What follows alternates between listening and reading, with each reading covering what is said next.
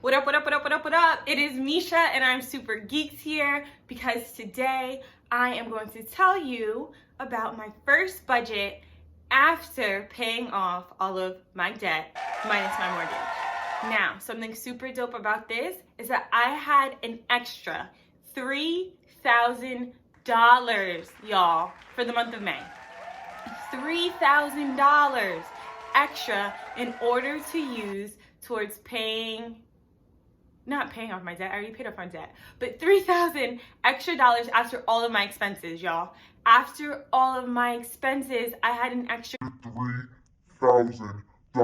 Now, for some of you, you might be like, oh, an extra $3,000, that's not a big deal. Listen, excuse me with all of that. $3,000 extra after all my expenses is huge for me. I am a teacher. I live in New York. Listen, if you know, you know. Anyway, this is super exciting, and I wanted to come over here and share this with you just to be some motivation and inspiration for you to pay off your debt as soon as possible. So I understand that times are weird right now, and a lot of folks are dealing with unemployment, but this is the perfect time to start planning your plan to get out of debt. Specifically, to look at your lifestyle right now and really think about what are the things that you can give up or cut back on, because you're able to survive right now without a lot of those luxuries that you're used to having. But how can this transfer over to when we get back to the real world or normal, right? What things can you cut down on in your budget in order to save even more or to pay off debt? To believe that I have $3,000 left over after covering all my expenses is nuts to me. I have never had that much left over in income ever. And it's a combination of my side hustles, money, y'all. Y'all, this doesn't even include my side hustle money. I have a check coming from working overtime, and that doesn't even include that. Like, this is crazy to me.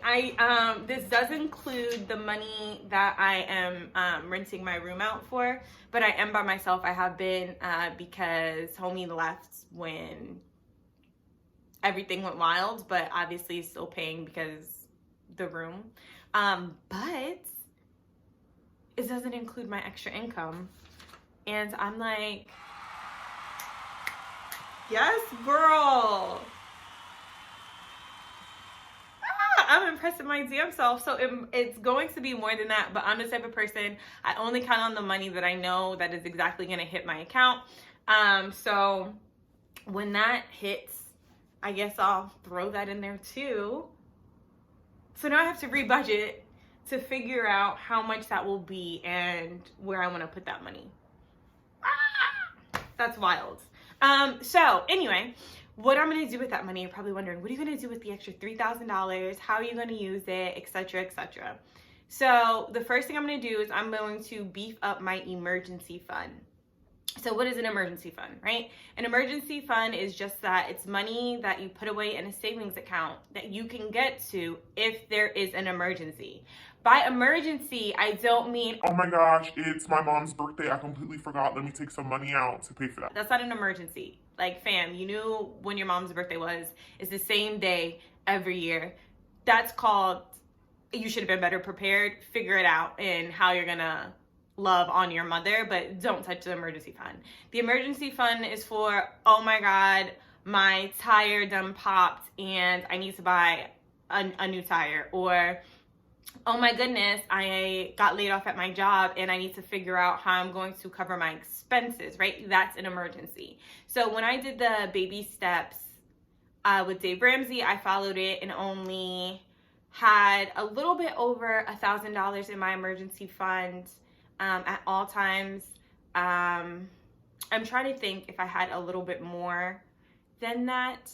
There were certain points where I did have a little bit more than that just because I was just very conservative about how I dealt with my money. But now I want to beef it up to a point where it is about 6 months especially because New York is suffering from such a huge deficit, and they're talking about accessing and laying off teachers.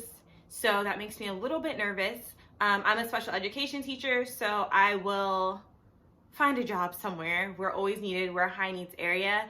But the fear comes from being excess, which means you're not being fired or laid off. You're still guaranteed a job, just not at the school that you were working at. So for me, that makes me nervous because next year was going to be my tenure year where I submitted my binder, and that's where you get the extra job security as a teacher. And if I get excess, then that process will be drawn out and extended, and that's not what I want. So I am praying that I am able to keep my job at my specific school now. But I'm also very blessed and privileged in the sense that, God forbid something like that does happen, I will be okay in finding a new job just because of my skill set and just because of my license. But cross your fingers for me that I get to stay at the school that I'm at, because first of all, I need to see my babies graduate. I've been with them since their freshman year. Now next year will be their senior year, so I want to be there for them for that first and foremost. And then I also want to get that job protection of being tenured, because so many teachers have worked their butts off to get there. So that is what I am hoping for. But nonetheless, times are uncertain, and I am trying to bulk up my emergency fund to, what is the number that I wrote down? Emergency fund for, oh no, hold on. I wrote it down on my intentions worksheet. This is the mock-up one. It's all like bents and stuff. I don't know if you can see it, but I told you all I'm working on a financial wellness journal, and this is one of the mocks that I wrote on. So my 6 months emergency fund, this is my yearly goal, would be $15,189.76. That is how much I would want for the year. Right now, my goal is just for 3 months, which is to get to $7,594.89. So that is where a majority of this check is going to go to, or the extra income. I have decided to put about $2,000 of this check into that fund, which will put me at a little bit over $3,000 for my emergency fund, which means that I will get to that first savings goal. If I do 3, June would be 5, July 1. Okay, so that puts me at right before September, so the end of August. And the reason that is being is come July, my income will decrease. My extra income will decrease, so I am planning for that transition into only putting $1,000 a month towards my savings moving forward there. But with that, right, there's only so many things you can do with money. You can spend it, you can save it, you can invest it, you can gift it. I am going to do a combination of all 4 of those things for this extra $3,000. So that looks like I am going to put $100 towards new plants. I want to get really big plants in my apartment. I have been living here for over a year, and I have yet to fully decorate everything. Don't judge me. Don't come for me. Life has been busy. I've been trying to save money, so I didn't fully decorate. I do have really dope furniture that I got really affordable, and I'm super excited about that. But as far as like the paintings and such, there's one part of my apartment that's decorated over there, and then there's like a bedroom, the other bedroom, the yoga room, that has some decorations and stuff, but I didn't really like get in. So I still have a lot to get together. I am putting $100 away for a camera. I feel like it's time to step it up and get like an actual camera and stop being on my phone. So I'm gonna put $100 away from there. I'm also putting $100 into investing, into opening my own business. I've already put some money into that. I might put more, thinking about this extra income that I'm gonna get from my side hustle that I didn't budget in for. So I might up that to $250, but we'll see. I want to get candles, so I'm gonna buy myself some candles. Mother's Day is coming up very shortly, and I want to love on my mom. I'm super excited about the gift that I'm gonna be giving her for Mother's Day this year, because your girl got a little extra money or whatever. So I'm gonna spoil my mom for Mother's Day. I'm also gonna spoil my dad when it's Father's Day, because your girl, like, this is like one of my intentions, like literally on my intentions for why I went so hard in terms of paying on debt was right here. My intentions, you can't see it, but it says be able to ensure my parents are taken care of. For me, I have a lot of pride in being able to provide for the people that I love and care about. And even though my parents don't need that, like, they're both fine financially. Like way better than I am, but they're grown. Like, they're grown. I'm grown. They're grown. Like, you know what I mean? But I still know that there's a point where they're gonna retire, they're gonna stop working, and I want them to be able to retire without a worry. Like, they know that I got them. So for me, that is one of the reasons why I want to build up wealth, because my parents have done so much for me that I just want to be able to provide that for them, as well as my aunt. She's not going to need me for anything. She's like super responsible and everything, but still I want to be able to, like, you know, spoil them. And that's my plan, is to be able to save enough money for them too. So that's a part of my plan. What else do I have in here? I want a bike. I didn't budget for it though, because I don't know what type of bike I want, and I don't know what, like, is normal to pay for a bike. And I need to find out where the bike rack in my complex is, because I'm not about to buy a bike and just have it in my apartment. Like, I don't like clutter. I am my mother's child. Like, even when there's little stuff, like, I don't have, maybe that's another reason why I don't have decorations, because I don't like little knick-knacky stuff all over the place. Like, this is cute. It's an elephant with the trunk up. It's a knick-knack. I did not know what to do with it, so I literally leave it here. If it was not a gift from Crossing, I wouldn't have had this, but it's so cute and I love it. So if you're watching this and you got this for me, thank you. I love it. Trunks up, and I have like some trinkets up there on the top of this bookshelf. But again, I like things simple. So I want to get a bike, but I need to find out if there's a bike rack, because I'm not going to bring a bike in my apartment. I'm not doing that. That I'm not doing. And that's really like where I have my money. So investing in myself. Also, investing to my Roth IRA. That is a big one. I want to put more money into 2019, because obviously now that the taxes don't have to be done till July, the cutoff for the Roth IRA is also July. So I want to put as much extra income as I can in that. And then my expenses, like, that's pretty much it. Nothing super exciting. But it's all to get me on track to just becoming like financially free sooner than later, right? Like, the next 10 years would be excellent.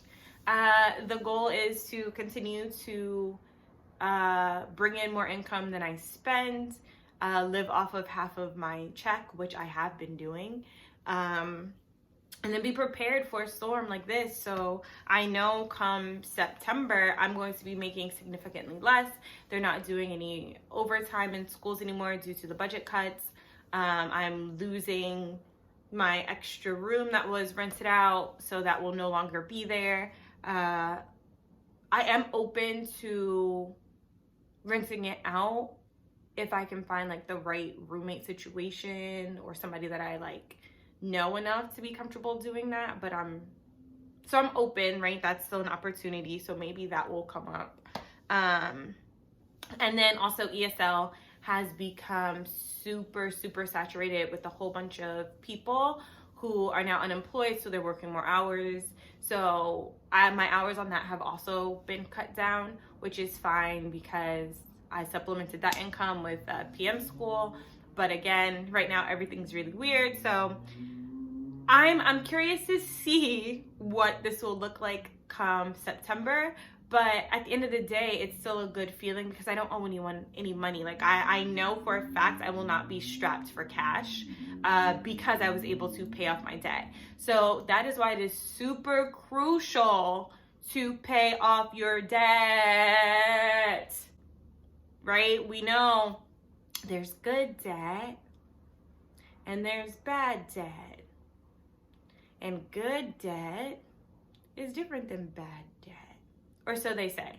But debt is debt, fam. And like, the goal is to pay off debt as soon as possible. So debt is debt. You owe somebody, that's money that you can't do what you want to do. Like, you can't be free. So again, paying off debt ASAP.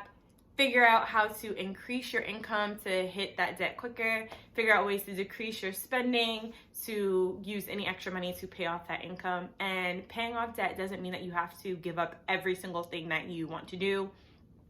It does not mean that you can't have fun.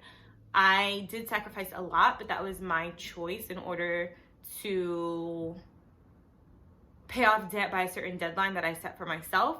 However, I still had fun. I still went out some days. I still spent money on things that I valued. I did a whole doula training while in my paying off debt process. Like, I was just a lot more intentional of how I spent debt, but I still enjoyed life. Like, I was still happy. There was never a time where I was super, super unhappy. There was a time where I was like, not raggedy, because I'm never raggedy, like, hello, look at me. But there was a time where I was like, girl, like, maybe treat yourself. And then I bought a facial, right? Like that, I was like, girl, go get yourself, take care of yourself.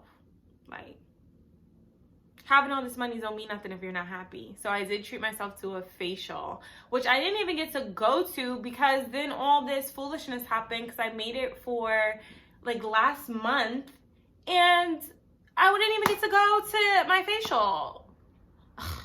I still got my waxes because I liked being nice and like a mole rat smooth. I paid for my hair. That was always something that I was going to get paid for.